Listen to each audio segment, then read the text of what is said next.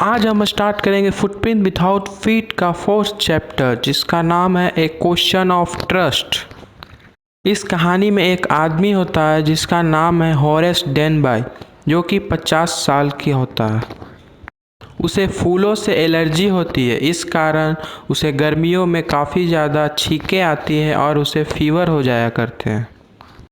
वह ताले बनाया करता है और अपने धंधे में इतना सफल था कि उसने 2 सहायक रख लिए थे।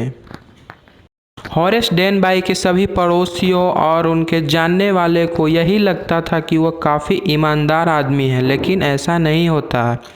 वह 15 साल पूर्व हॉरेस ने अपनी पहली तथा एकमात्र कैद की सज़ा जेल पुस्तकालय में काटी थी।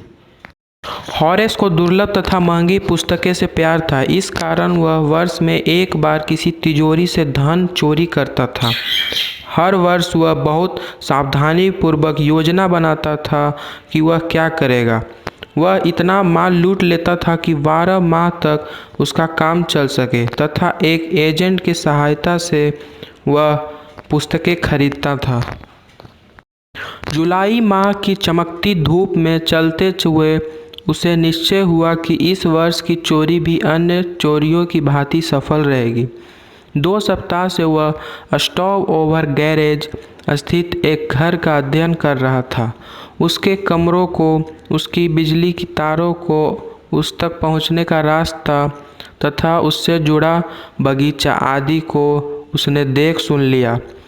उस माध्यम 2 नौकर जो गैरेज में परिवार के लंदन जाने के बाद देखभाल के लिए रहते थे, फिल्म देखने चले गए थे। हॉरेस ने उन्हें जाते देखा और अपनी नाक में एलर्जी की कुछ सनसनाहट के बावजूद उसे खुशी हुई।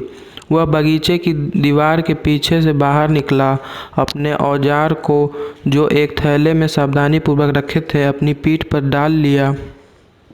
गैरेज में तिजोरी में लगभग 15,000 पाउंड कीमत के हीरे जवाहरात रखे थे।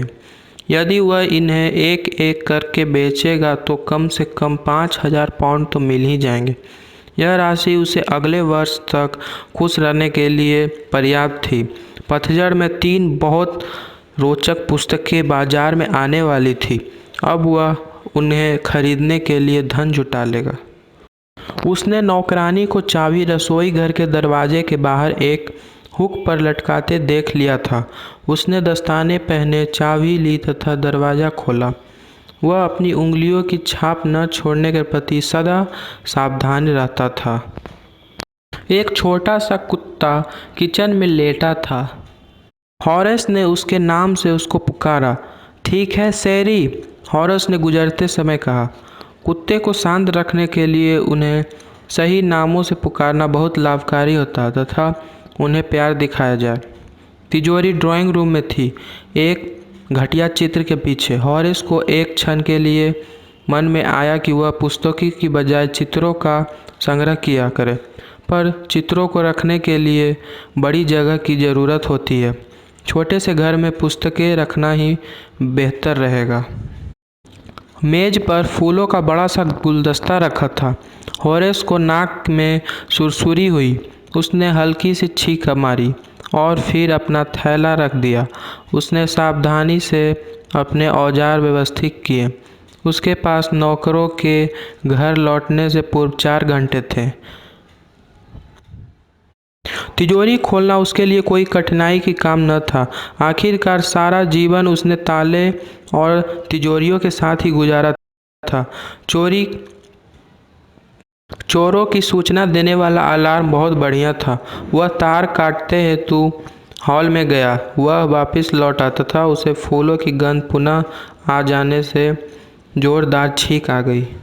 हॉरेस को एक मैगजीन से यह पता चल गया था कि इस घर का नक्शा क्या है और तिजोरी कहाँ रखी गई है।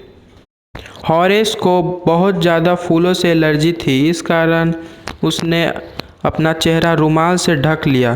तभी उसको एक आवाज़ दरवाजे से आई।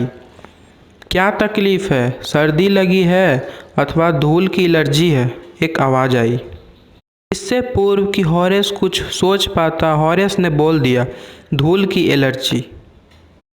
तथा वह पुनः छींकने लगा। आवाज़ पुनः आई, तुम इस बीमारी को एक विशेष निदान द्वारा ठीक कर सकते हो।